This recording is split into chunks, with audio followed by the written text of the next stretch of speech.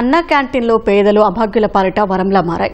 ఉమ్మడి శ్రీకాకుళం జిల్లాలో 7 అన్నా క్యాంటీన్లు ఏర్పాటు చేయగా కార్మికులు నిత్యం వందలాది మంది వచ్చి కడుపు నింపుకుంటున్నారు. వైసీపీ హయాంలో అన్నా క్యాంటీన్ల మూసివేతతో చాలా ఇబ్బందులు పడ్డామని కూటమి సర్కారు వీటిని పునరుద్ధరించి ఆకలి తీర్చుతోందంటున్నారు.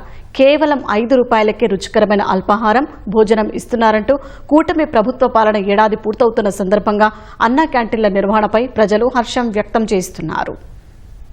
స్టూడెంట్సే అవ్వచ్చు, నిరుద్యోగులే అవ్వచ్చు, చాలా మంది కూడా బయటకు వెళ్ళి హోటల్లో తినాలంటే 100 రూపీస్ అవుతుంది మీరు అన్నట్టు.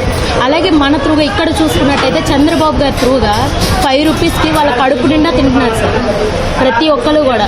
అంతకు ముందు దీనివల్ల మ్యాక్సిమం ఒక 4 years ఏమో ఆపేసి ఉన్నారు జగనన్న పాలన.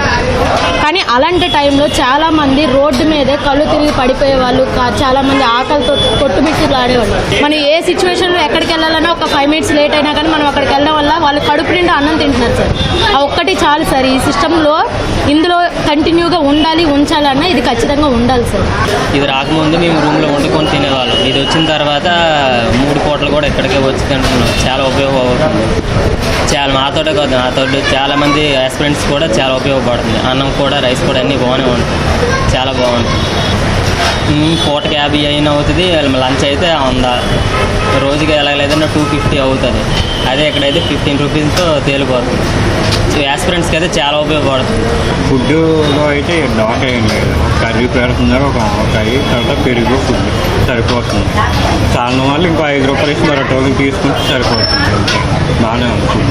నేను ఒక 40-50 సార్లు వరకు తిన్నానండి ఇక్కడే. రోజు అంటే మేము లైబ్రరీలో ఉంటాం, బాక్స్ తేము డైలీ లేకుండా ఇక్కడ వస్తుంటాం. డిఎస్సి కోసం ప్రిపరేషన్ అందువల్ల ఓకే.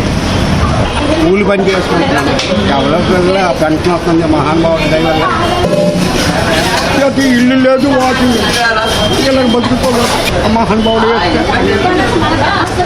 5 రూపాయలు కూలి చేసుకుంటున్నాను. అన్నం తినేసి వెళ్ళిపోతాను. నా ఆవిడ ఆయన కూడా ఆయనకే అన్నదాత స్పీబా 100 ఏళ్ళు చల్లగా ఉంది బాబు.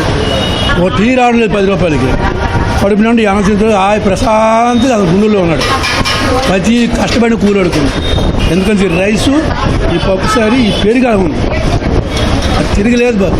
ఇలా మళ్ళీ నెక్స్ట్ ఆడేసి ఈ అన్నా క్యాంటీన్ వచ్చిన తర్వాత చాలామంది ప్రజలు బాగా తినేసి మధ్యాహ్నం మరి క్యారేజ్ తేకంట 100-200 కూలి వస్తుంది. అందులోని ఇది కొంత సేఫ్టీ అవుతుంది. అందరికీ బాగుంది.